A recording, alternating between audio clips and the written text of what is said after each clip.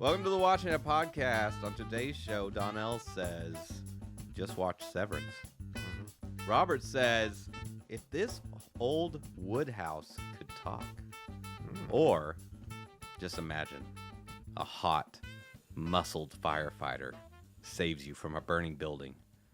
And just as you think he's about to give you mouth to mouth, he wraps his hands around your throat and starts choking you hard. As the lifeless breath flows out of your body, you notice that saliva is building out from his angered face and drips off of his mouth and smacks you in your popped out eyeball. And on this episode of Silo, we need answers. Oh. A lot of them. Oh. I'm your host, Robert. With me is Donnell. Look, you said you wanted the weird one from me, Donnell. I know. Do you know what it is? I Have feel you picked like out what it is? I kind of feel like the firefighter thing. I cannot quite place Nothing but the wood house? the wood house. I know when you reveal it, I will be like, oh, but I was expecting you to get very excited and know exactly what I was talking about. I'm still too shook by Shiloh to really sort out anything else, Robert. All right, well, let's talk about Silo so we can get to it. Season 2, episode 10, the season finale. Yes. Into the Fire. One hell of the a episode. finale. One hell of a finale. It's a lot. It is a lot. And they continued with the constant scene cutting, which, I mean, I love this show. Yeah, the last like 3 or 4 episodes, the Yeah. scene cutting has been. I mean, like literally, they'll give us 5 seconds Yeah. of like Silo yeah. 17, and then back to 18, and then 5 seconds in 18, There's and back to 17. Here's two people that shared 2 sentences Yeah. between each other. Now let's cut back over. And I'm gonna say the 17 storyline, not really that big of a deal. I mean, overall, I mean, it's a big deal, but it's not like. Yeah.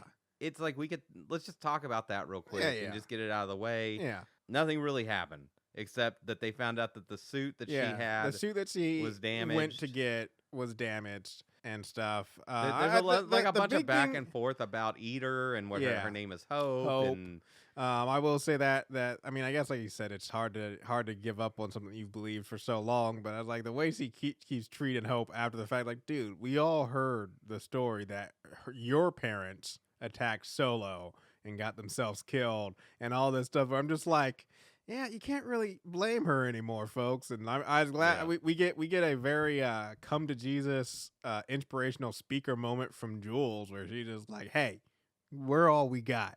Or then she excludes herself from that. She's like, well, I'm leaving. But this is all you got. These people here, and you got to make do. And she gets very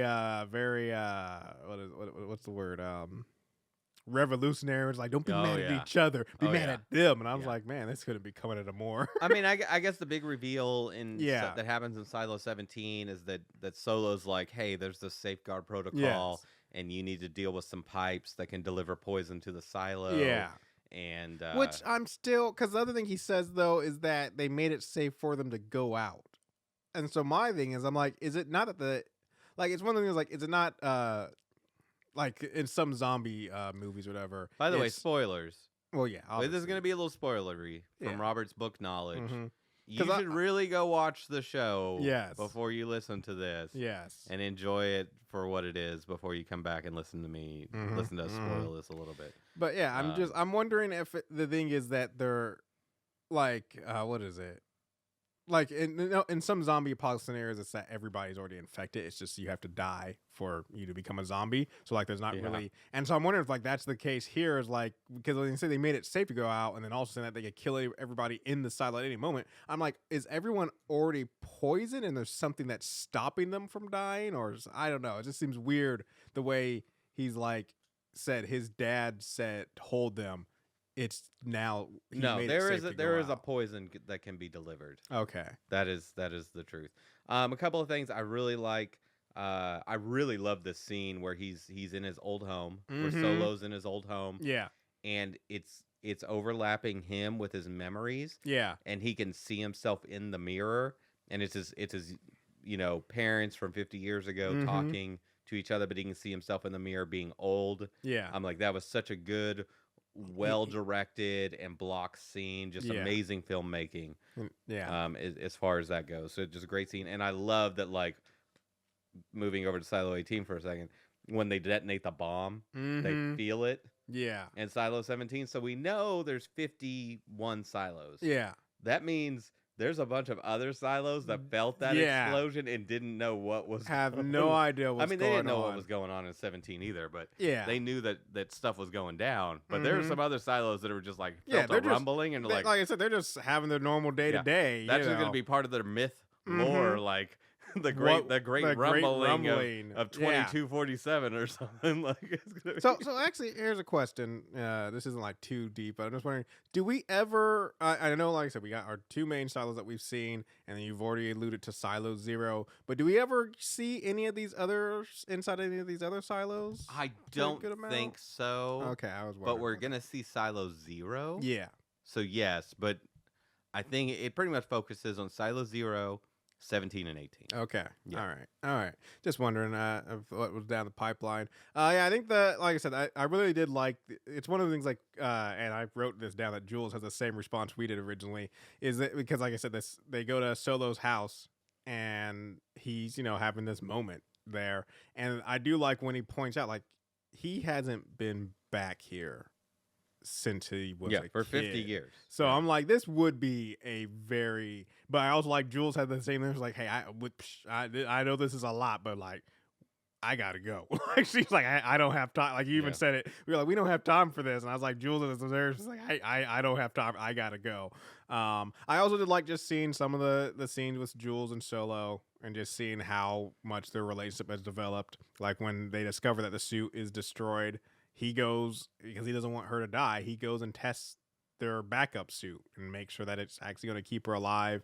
And then when she's leaving, he's just like, you told them you're not coming back, but you are coming back, right? And just seeing that these two in this short period of time, I mean, and especially from Solo's side, I get it, because this is the first person he's had any real connection with in 50 years. But even, like I said, we get to see Jules, who's definitely a more cold and standoff kind of person. Yeah. But we even see that C has these two have just really, they've bonded. Yeah, my God, can you imagine hugging someone for the first time after 50 years of no contact with another human?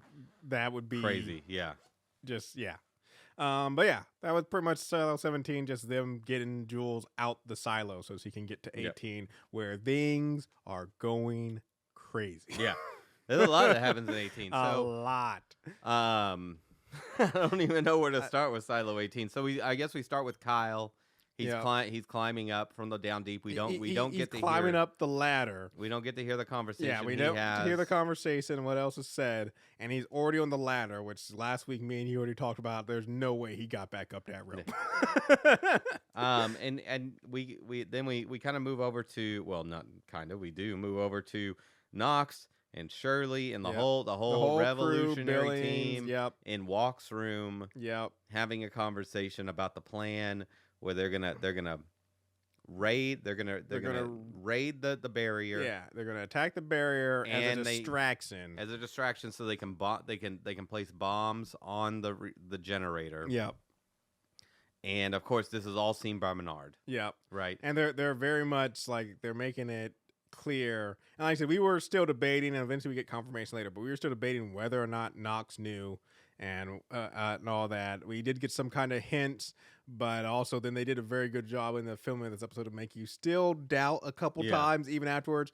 But in that thing I did write down, I was like, Knox is making it sound like they are like desperate. Like they are at the end of ropes. And I was like, I don't get, that's where one of the things that did make me feel like they probably were leading Bernard astray is like, I don't think they're as like medical supply wise, yes, but he's like, they're probably going to take the farm back and we're out of all of this. And I was like, I don't think you guys are that bad off. I was like, yeah, I think so. That's where I was like, okay, I feel like they were in a good holding position. Yeah. So I was like, I definitely felt like, okay, he's playing it up for the cameras, which not enough people on either side like holding that barrier tight. No, in my opinion, it's like two guys on the deep, the down deep, I and mean, two guys on the upper, and it's just like they're just holding it. And I'm like, no, you need like 10 or 20 guys on each side, like at that barrier, just chilling. I think what it is though is one of those. I mean, kind of like real life. Like I mean, they got there a lot faster than this did, but kind of like the what is it, the neutral zone or whatever between North Korea and Yeah. South Korea. Where it's like there's but they've always got- people there watching, but it's not at like I guarantee the No, people no, who but are on there's- the border are just kind of chilling like this is my day. No, I can't say they can't chill. Yeah, I'm just saying, like, between the North Korean and South Korean demilitarized zone, yeah. there's like several thousand people Well, yeah, involved in that. the I'm just amount, saying, there should be at least but like 10 or compared to 20. like the size of their Yeah. actual armies, I imagine like that's still like it's a lot much bigger area than that little gate on the stairs. So can we talk about armies for a second? The size of armies. Yeah. Okay, so they do this battering ram, which neither of us expected. Yeah. That was crazy. Like, so I love the setup of that scene too, because like we get to see, and then we're very much put in this the shoes of the two guys at the gate on the rebel side. Is we get to see that the Raiders are doing something, but we can't, like, they got a barrel, like, what is this, like they're going to assault the gate, and then it's like we're right there with the rebels. We're like, what the hell are they doing? Where'd they go? Like, totally caught off guard. That I love that it come like we're thinking it's coming. They're gonna like send something down the stairs, and it comes from behind them and just decimates this dude. Barrel smashes into him and blasts him through the door, and I'm just like, that man is dead. That man is dead. And then hundreds of raiders storm down the thing, the staircase. Yeah. How many raiders are there? I mean, this is like a significant percentage of the silo. I feel like, because they're in a previous episode, they kind of alluded to that. I mean, I don't think it was hundreds. I'd say like it was like 100, like between 100 and 200. So 1%. Yeah, my thought is that they alluded to in a previous episode. I'll tell you right now, when Camille like suited back up, the United States, yeah, the police force of the United States is like 500,000. Yeah, out of 300 million. Oh yeah. Like it's like less than 1%. But my thought is this: let's say, like I said, the police force. So, and that's all active duty of the sheriff, state troopers, and county stuff. But then, if you were to say reactivate everybody who's still alive who had been a cop, like the army, yeah, and then also things like the because I just feel like earlier in the episode or earlier in the season, Bernard like reactivated all previous raiders too, and stuff. So I feel like the probably standing raider force is probably like 30.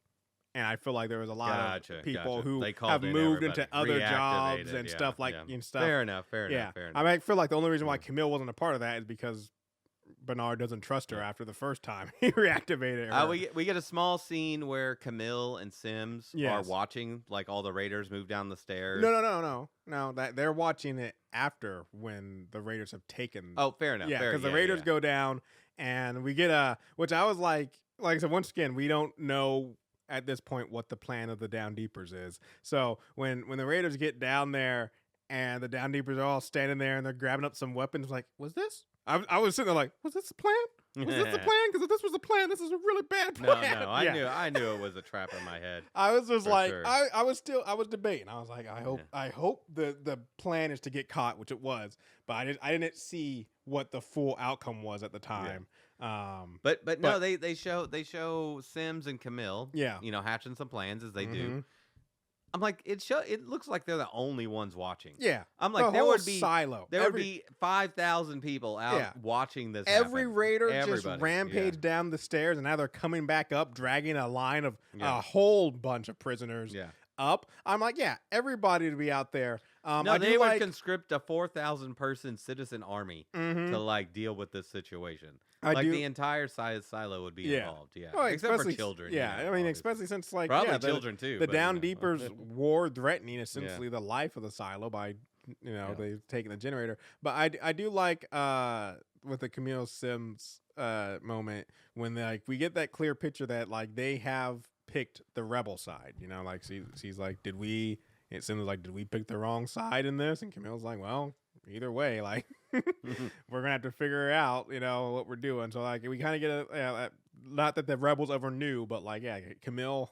But it's like I said, it's always for her betterment because he even makes it clear. It's like no matter what, even if the rebels seems to work out for her here at the end there. But it's like even if the rebels are gonna lose, I'm gonna need you to go get that key, and we getting in that vault like that. Yeah. She stays. Camille's always on point of what needs to be done. But the raiders get wind of a plan that they get down to the generator and see a bunch of gunpowder surrounding it. Yeah. So they didn't need the 3 hours to hold off the forces. Yeah. They already had the bomb planted. Yeah. And Walk makes her way up to talk to Bernard. Yes. Because she went to the jail. She went to jail. She was outed quote outed. By Armand. I know it's something close to Armand. We'll call him Armand. Whatever. The new Sims. Yeah. Armand, I was like, doing her dirty, man. Like, I know her whole thing was like keeping it. And she gets the reaction that I wanted and expected. Because I've been mad with Walk ever since he went up the freaking silo to see Bernard.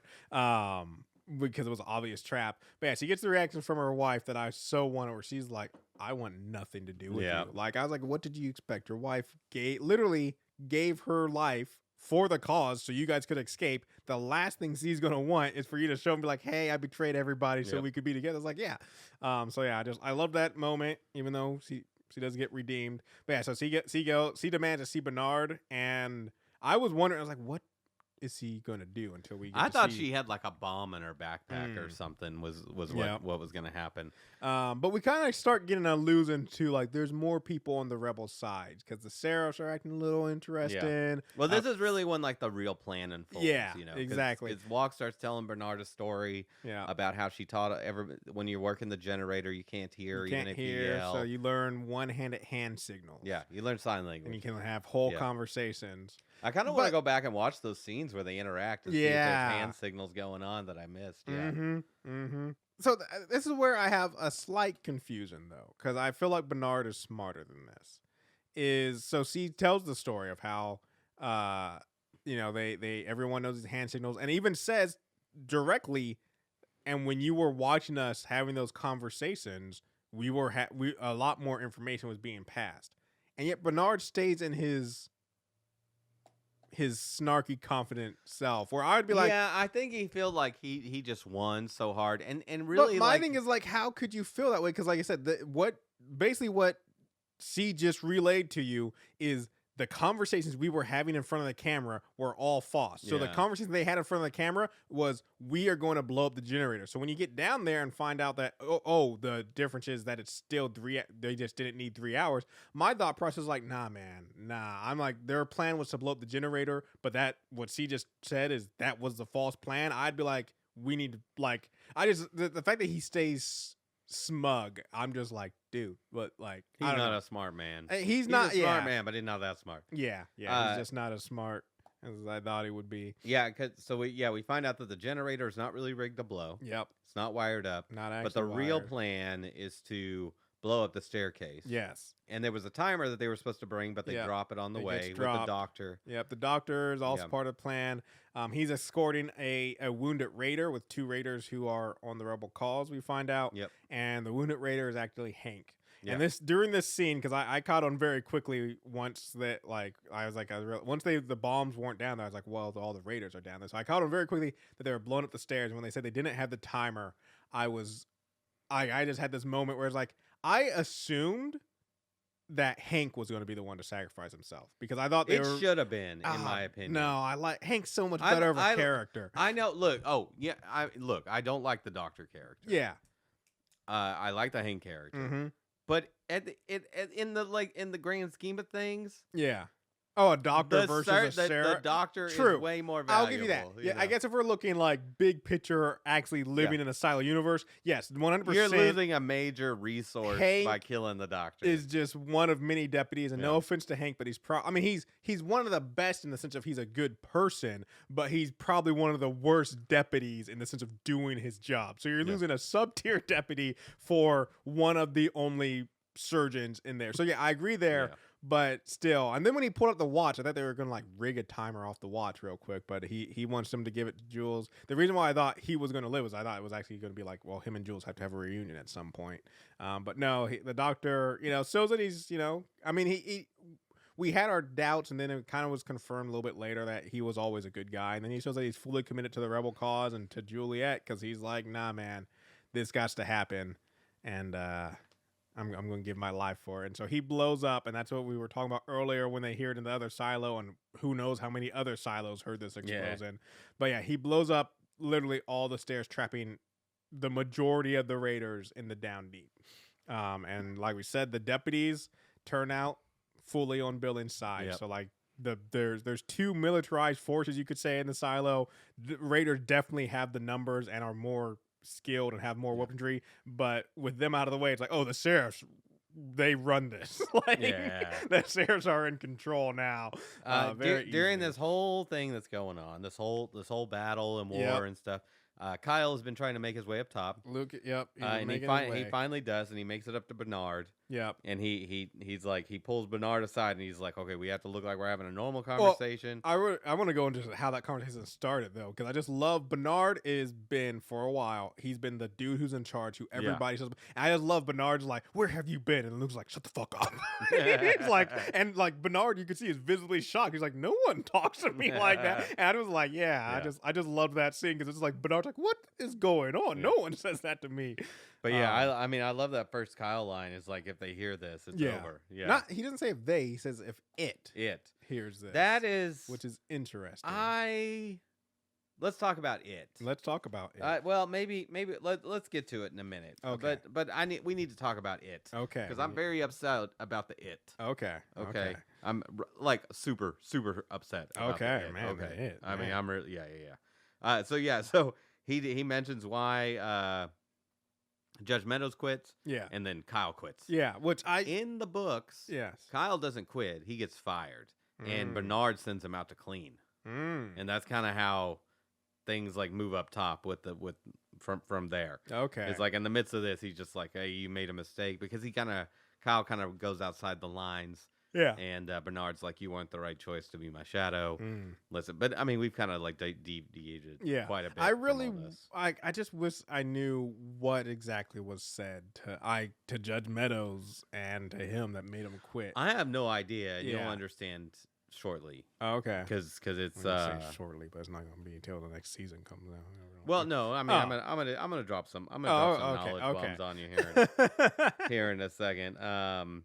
But Bernard, he just like, he gives up. He's just done. Dude, I love this. That scene was awesome, because like, he's just like chaos all around him. Everybody's panicking, running. They don't know what's going on. You know, Raiders missing, and the rebellion's coming, and all that stuff. And then you just watch Bernard. He's just walking off slowly, just completely out, like not paying attention to anything going on around him. And then he gets approached by Sims, and Sims is like, dude, Sims he's after the key. Yes.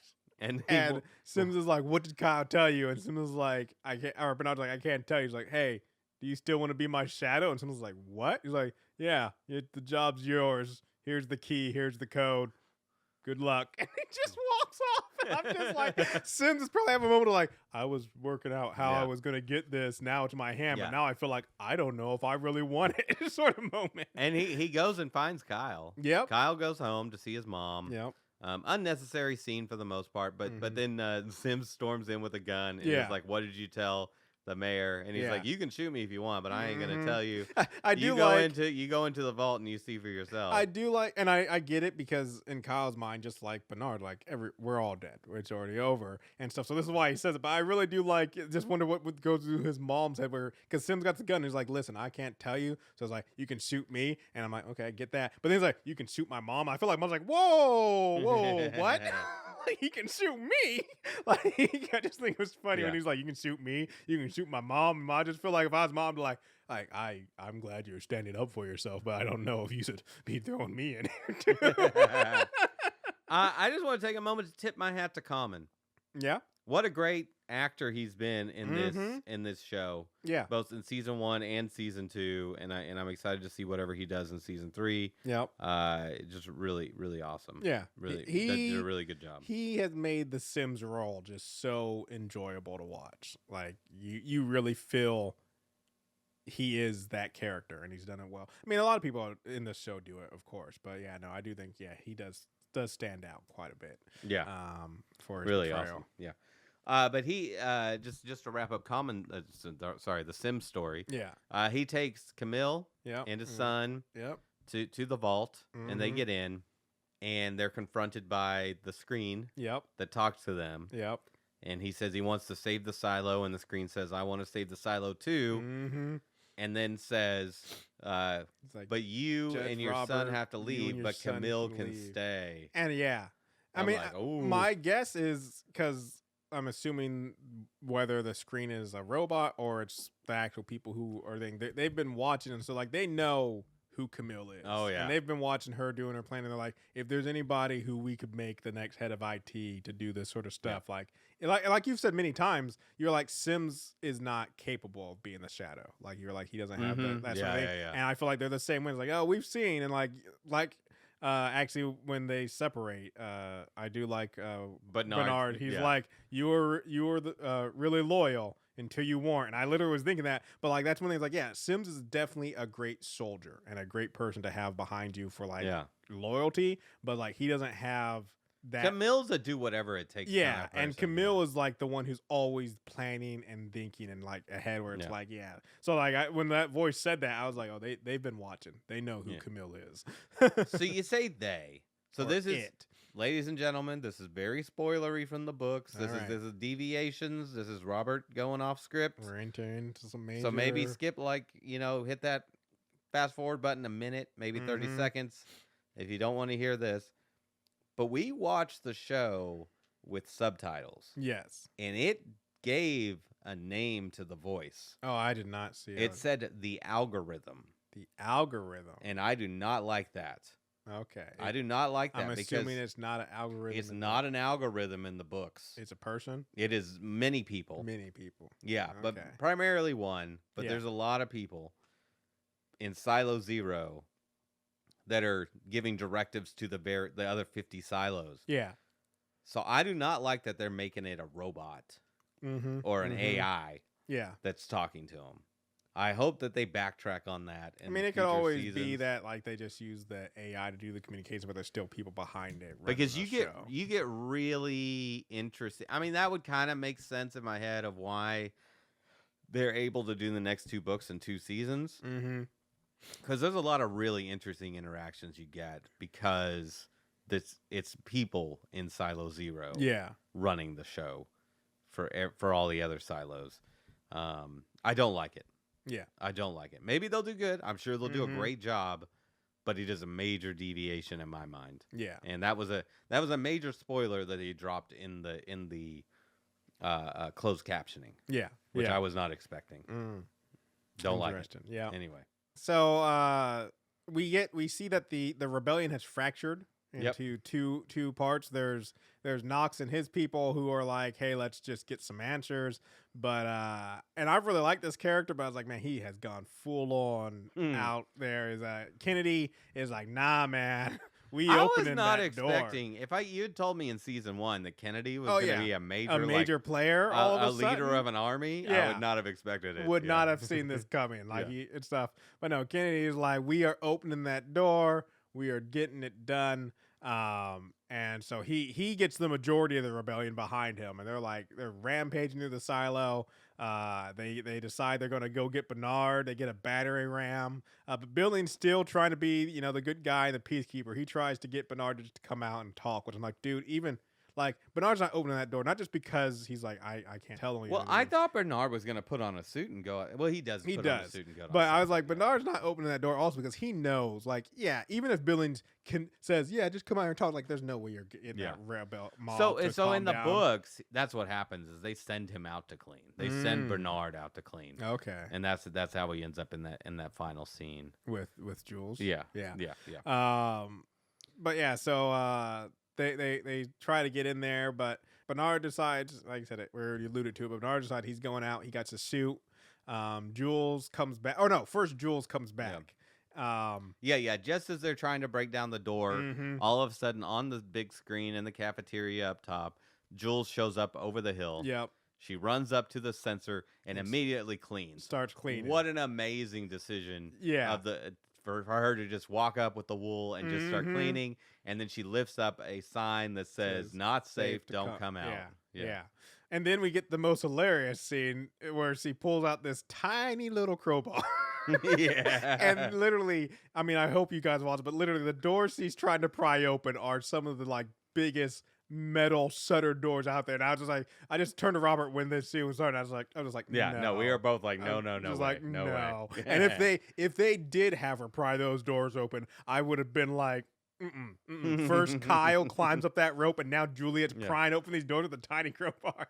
But no, luckily she does not. But that's when Bernard decides to come out, toting the gun. And but Jules very quickly is like, if you wanted to kill me, you would have killed me. Yeah. So what's going on here? And Bernard makes it clear that like, oh, he's just going out for a walk and then he's going to kill himself. Yep. Like he's just like, the gun is Because he didn't have the good tape. yeah. And so the gun's just to get it over with. I mean, that's all part of the control. That Bernard has a suit at all. That the head of IT has a suit at all. Because that suit ain't gonna work. Yeah. Once you get outside. Well, yeah, I don't know. I wonder if like why wouldn't he have the good tape also? Like he knows the tape isn't good, like stuff. So like why wouldn't he have a roll of good? Well, tape he knows with his that, suit? but in general, other heads of IT don't. Oh know that. yeah, true. Because the good cut tape came from Walk. Yeah. Yeah. But anyways, so they have a little thing, and then that's when Jules is like, I know how to save the silo, but the door starts closing. And they go in, and the door seals shut, or he's like, "You'll burn alive." The door seals shut, and then I'm like, and then they somehow escape. But the last thing we see is literally the whole room burst into flames. So I'm just like, I don't know how. I know that Juliet's not. I'm assuming Bernard, since he's with her. I know that Juliet's not going to be dead in the next season. But I am sitting there like, I don't know how they get out of this. So one. some spoilery stuff from the book. She knew that she was gonna have to deal with the fire when she was coming back.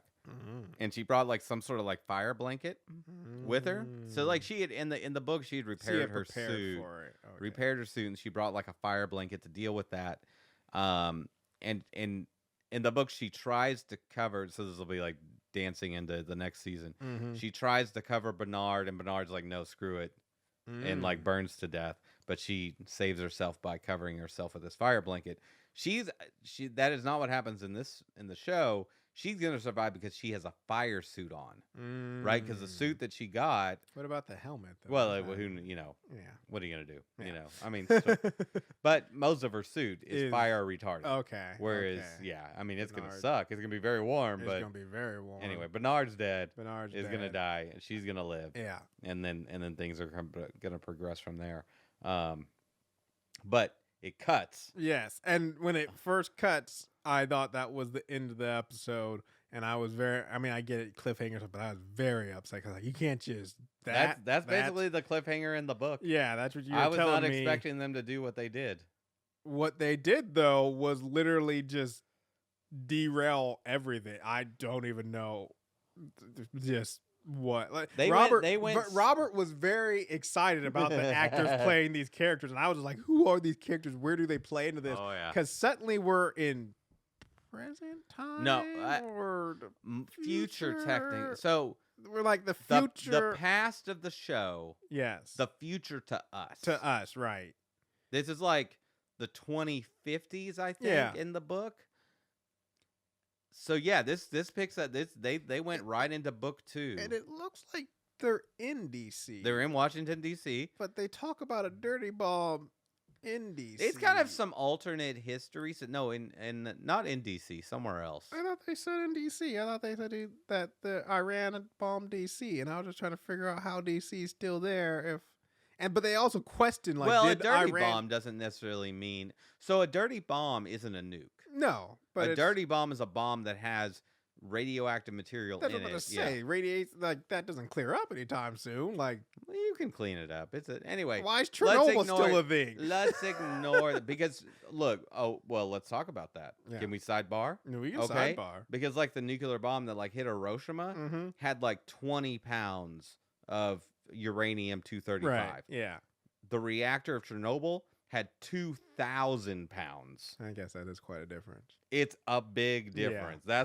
That's why Japan's good. Yeah, true. And Chernobyl is not. It's because there's a significant difference in the amount of radiation. And the total mass of radioactive material. Okay. Yeah, I guess that makes sense. But yeah, we're in the past future. Yeah, we're in the future past, future. Everyone look at it. And we've got a congressman, a freshman congressman, who is very important. You made it clear. Engineering degree, Army Corps of Engineers, and he thinks he's going on a date. Yep. Turns out that it is a reporter. Yep. Who wants to know about whether or not he knows if we're going to retaliate against Iran. Yeah.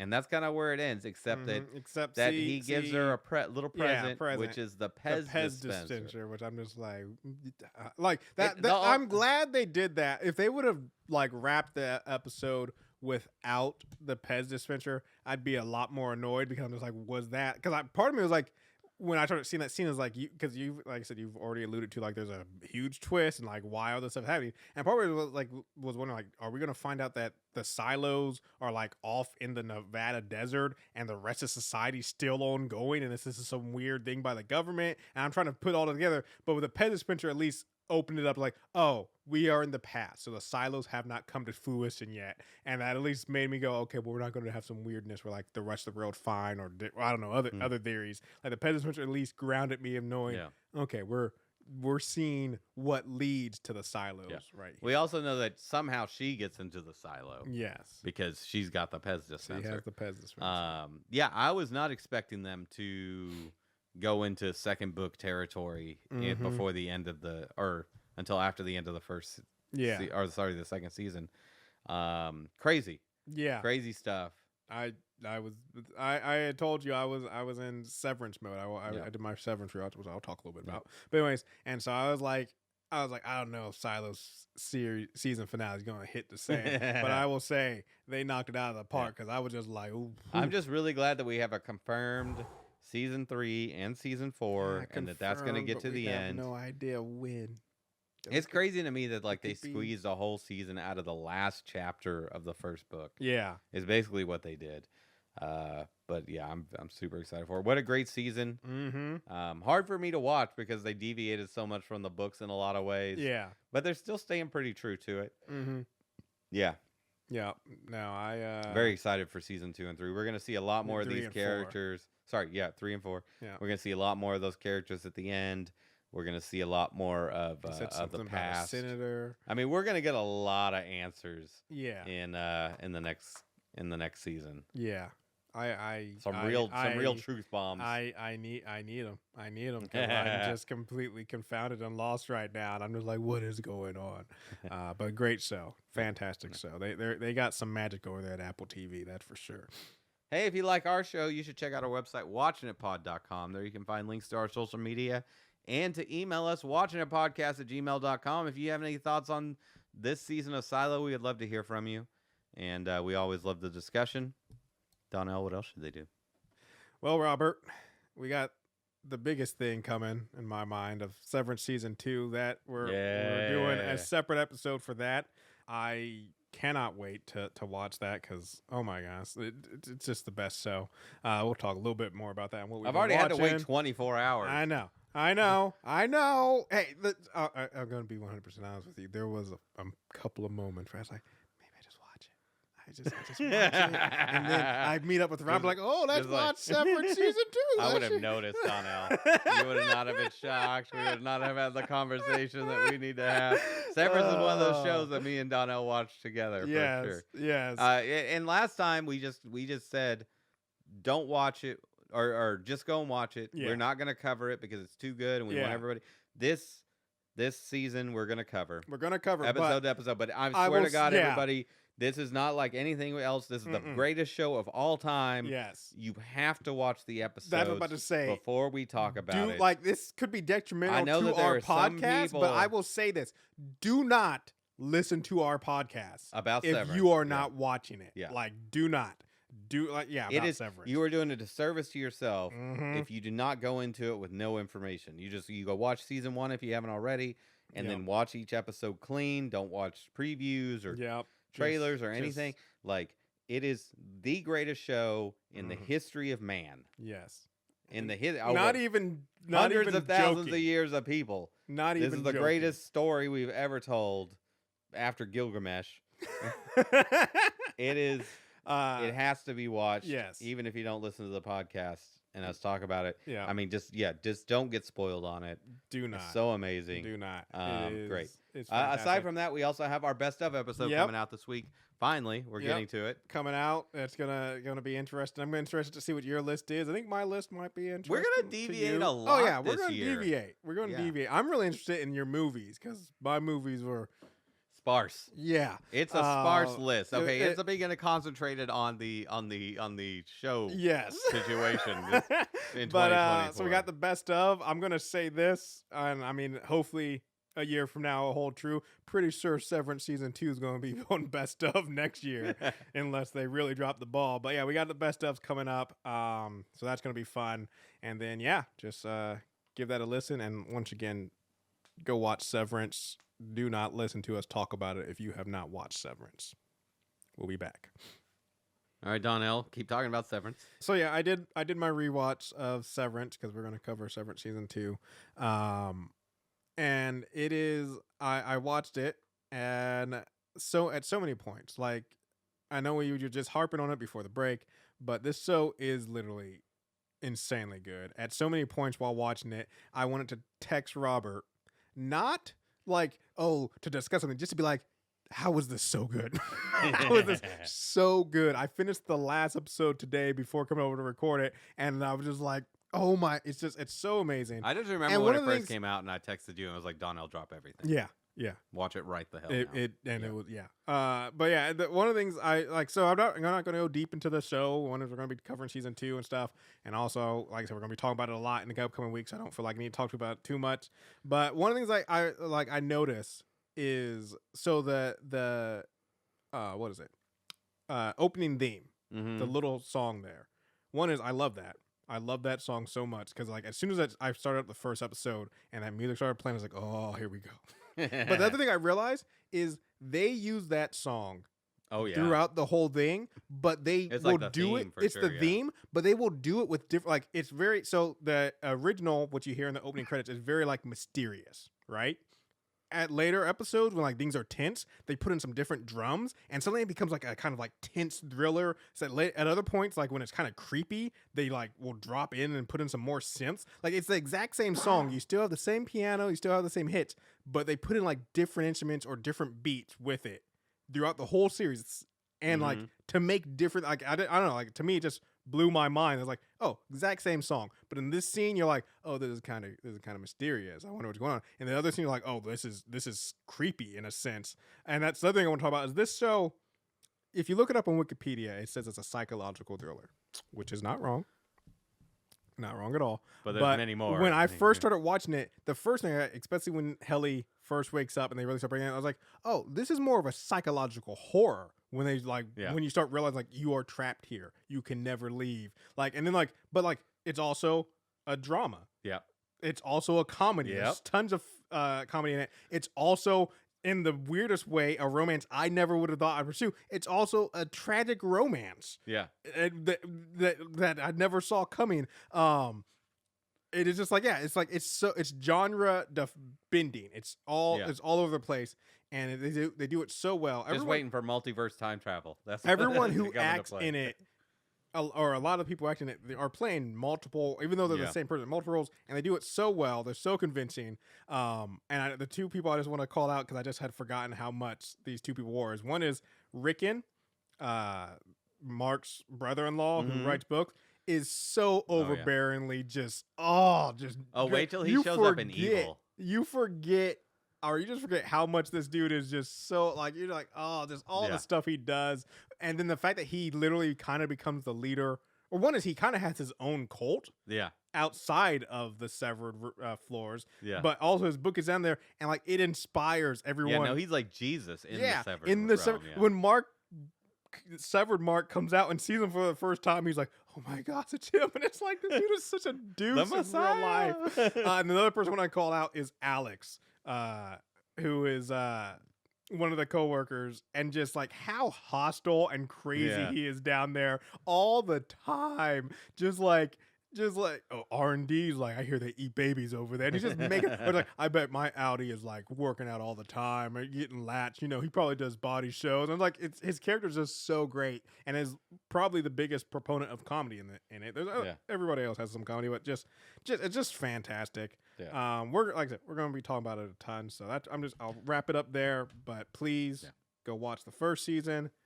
Watch the second season and come listen to us talk about it. But if you aren't going to do those first two things, then do not come back and listen to us talk about it because you're doing a disservice to yourself. Anyways, Robert, now you got to reveal to me what I'm going to be like, damn it, once you tell me. I'll give you one guess. Do I get any other hint? This wood house has seen a lot of things. Wood house has seen a lot of things. I feel like I should know this. This old wood house has seen a lot of things. Wood house. Give up? Yeah. I think you give up. In solidarity with your commitment to watching Supernatural, yes, I've begun watching Archer. Oh, snap. Wood house. Wood house. Yes. Oh, you're watching Archer. Nice. I am only on episode 7 of the first season. Nice. But I'm in it. All right. I'm committed. So just like you did for me, and you were like, hey, seasons 1 through 4 is not going to be that great, but it ramps up. I'm going to tell you, it's a little bit different with Archer. Seasons 1, I think it's season 1 through 5. Mwah. Just Seth's kiss. And then it gets really, really rocky. And it gets bad. But I think it's around season 9 or 11. I mean, 9 or 10. They rebound it. And I was always happy about it because it gets really bad. It gets really bad in the middle there. It does. I'm going to tell you heads up. It gets really bad. But they bring it back, and I applaud them for it because most shows can't do that. But they found a way to get the magic back in it. They brought it back, and they end it strong. They're supposedly, though, they're making, which is it. I mean, kind of doing a Breaking Bad thing. They're supposedly making a movie, to wrap everything up completely. So maybe we'll check that out together. I'm liking it so far. Yeah, it's got some moments that I've chuckled in. I tell you, that Cheryl. Yes. She's my girl. Cheryl is That's fantastic. My character. Cheryl's great. She's the right kind of freaky for me. Oh, so he only gets more. I'm never going to look at Judy Greer the same way. They've got a lot of really good voice actors for this. Yeah, that's the thing. The animation is subpar. I mean, it's very basic animation. Very so I would say it's Aqua Teen Hunger Force. So I was not very action based. Yeah, because that's what I was gonna say. So you bring up Aqua Teen Hunger Force. I was talking about this. I mean, it's the same people, I'm sure. Yeah. Well, no, not as Aqua Teen Hunger Force, but it's the same people. So I brought up the show last week, Frisky Dingo. Okay. They are the ones who make, and actually some of the cast came over to this, but they made that. But Frisky Dingo is all the people who made Frisky Dingo, and this is how Frisky Dingo actually starts out: is interrupting. Because it was played on Adult Swim. Did you ever see C-Lab 2021? I did. Yeah. So Frisky Dingo's all 3 of those shows are made by the same people, and Frisky Dingo actually the first episode starts because it aired on Adult Swim, and the way it starts is the opening credits to C-Lab 2021. Is playing, and then it gets interrupted by Killface, who is the villain of Frisky Dingo. So the first time it ever aired, everybody's like, what the hell's going on? Where's C-Lab 2021? But anyways, all that art style, they definitely do they definitely do less animation. So yeah, I think it's a purposeful. Yeah, no, it's all about the comedy and the voice acting, not the action of the animation. Exactly. Yeah. I will say later seasons, I think they pick up and decide make it more animated, but it's definitely it's all stems from that's their thing is less animation and that sort of stuff. But anyways, I'm glad you're watching it. I hope you do enjoy it. Yeah, you'll have to, like I said, it's a slog in the middle. Good to know. I would almost say you could skip over, except it is one continuous story. So if you come out at the other side of the middle, you won't know what the hell's going on. So you got to make it. Anyways, awesome. I also watched a new show, not a new show, but a show that has been going on for a couple of seasons. Got a 3rd season coming out called Reacher. Yep. The show. Yep. Fantastic. Really good. I kind of slept on it for a bit. I've kind of been in in the last couple of years, I'm going to wait for a show to get a couple of seasons in before Yeah. I start dipping my toes in, unless it's something really special like Severance. I mean, I like that because, like, for me, show that did this recently, or that you did for me with this recently, but is this From? Like, Oh, yeah. But if I didn't I start was- From until the second season. I know, but Yeah. that's what I'm saying is, like, and you introduced me to From after the third season, and I liked that just because it's like From has so much mystery and stuff and just really ramps up that by the time season 1 ended, I was like, I need more. And by the time season 2 ended, I was like, I need more. And even though after season 3, I need more, it's like, at least I got to watch a good chunk. Yeah. And I got a solid amount. And I kind of like that, being able to do that, just being able to watch a lot. I think part of it comes from the streaming world we live in now, where if some shows drop all the episodes at once, it's nice just having a chunk of content. Yeah. You know? I will say, when that chunk of content is 15 seasons, though, there is a limit to the amount of chunk you want. And I want to take a moment I learned a name this past week Yep. that I did not know, but I now know, Okay. and I need you to know it too. All right. The name is Taylor Sheridan. I know that name. You're familiar with that name? You know this face? Yep. Do you know what he has done? I do not know what he has done. Everything in the last 10 years. So What do you mean? he is an actor. I that know we he's an have actor. seen. I've seen him in plenty of this. Yeah, and the Lioness, he plays the old soldier. Yep. Did you know that he created and wrote the Lioness? Okay. Did you know that he created and wrote Yellowstone in 1923 Okay. and Landman and Sicario and Damn. Tulsa King? I've only known him as kind of like a, not a sub, but No, he's not like the main character Yeah, draw a to side anything he's actor. in. Yeah. No, that's But I because he's a guess- yeah, side he's actor too in all busy- the shows he's ever made. Yeah, he's too busy Yeah. making No, great stuff. 1883, the mayor of Kingstown. This is a name, Hell or High Water. Mm-hmm. He is. Yeah. This is an attractive man, Oh yeah. to say the least, Yep. who's a good macho man in any character role. Mm-hmm. But apparently, he is just a creator genius Yep. of all sorts of stuff. And so when I say I've been talking about Yellowstone for a year now, Mm-hmm. and I'm sure you have not watched any of it. I have Donnell. not. But Now that I knowing say, the connections, and I haven't, everything's like, oh, cowboy show, that's stupid. Mhm. I tell you now, the same person who created and wrote Lioness and Landman, which you saw a bit of and liked, I'm sure, I've watched more and since. Sicario, I'm sure you've seen, Yep. know that the same person who created and wrote it, all those things, did Yellowstone. Okay. So maybe I might Yellowstone check needs to out be on your Yellowstone. list. I might need to realize check it's out. more than just a show about cowboy ranchers. Yes. It yes. is. I might have to check this Yeah. out. All right. Yeah, that's where I'll end it. Taylor Sheridan. Taylor I had Sheridan. no idea. No. I mean, I knew him. I actually knew him by name and stuff, but still, I never thought of it. I was like, yeah, he's just a decent guy. Okay, I need a good looking guy to serve as Ride some a horses side, or side fire some role. guns, yeah. And I'm like, yeah, you hook him up, and he's one of those actors who just gets that gig and stuff. I'm like, good for him. Now knowing that he is creating some of the best content out there, I'm Yeah. like, okay, hold up. Yep. Need to be And paying he's just more putting attention himself to in him. it. That's why you know him, because he Need puts to be- himself in his own stuff. Mhm, That's mhm. crazy. Yeah. All right, I got one last thing. Little news, little sad news. Oh yeah, we did lose somebody this week. We lost. Yes, one of the greatest filmmakers of all time. Yes.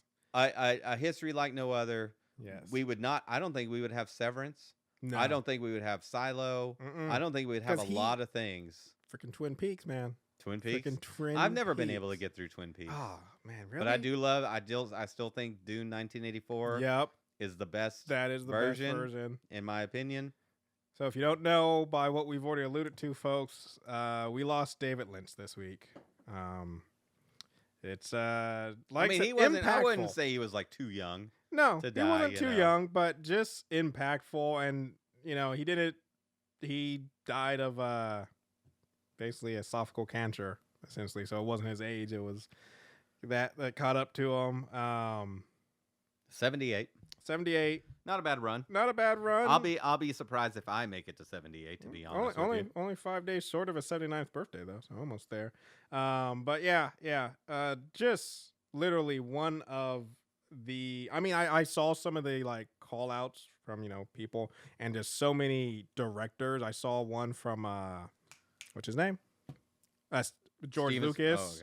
Oh, okay. Yeah, I saw one from Steven Spielberg, and they all just attribute him like, I wouldn't be making what I do without him. Like he was a groundbreaking person in film. And like I said, he had a good run. I'm glad, he got to live long. I hope his family's doing all right. He will be missed, though. He will be missed. Crazy. Fantastic stuff. Fantastic stuff. Anyway. Which is crazy because he only did like 10 movies. Oh, yeah. Yeah. But all iconic. All iconic. Yeah. Like Lost Highway, Mulholland Drive. Mm-hmm. Yeah. Inland Empire. Yeah, crazy. Blue Velvet. The Elephant Man, Eraserhead. Only Blue Velvet and Eraserhead are really weird. And then they gave him Dune out of all the things. It was crazy. Yeah. Yeah. Yeah. Crazy stuff. What a loss. Yeah. But also, what a loss, but also what a legacy. Yeah. Left behind. I mean, imagine only doing 10 movies and like 4 shows. Yeah. And you're considered one of the greatest of all time. Yeah. Yeah. Yeah. Whereas like Steven Spielberg, greatest of all time, for sure. But he's done like 100 things. Yeah, he's been just tons out. Yeah. So it's like, just that I guess it's the return on your work. It's like, of course, Steven Spielberg. I'm not insulting definitely Steven a Spielberg, quality over but Steven quantity kind of Spielberg, guy. Yeah. Of course, he has a whole bunch of hits because he's making so much. Where David Lynch made like that's all he made was hits, and it's like he perfected it. Fantastic. Crazy. Well, that's the show. Yep. Thanks for joining us. Check out our website, watchingitpod.com. And, of course, you can email us, watchingitpodcast@gmail.com. Donnell, finally. Anything else they should do? Watch Severance. Watch Silo. Yep. Do watch Silo. Check out Taylor Sheridan and everything he's ever done. Great season. Really, really well done. Looking forward to the next 2 seasons. I hope you guys are too. We will be covering those when they come. And give us any rating reviews, 5 stars. And thank you so much for listening. Bye.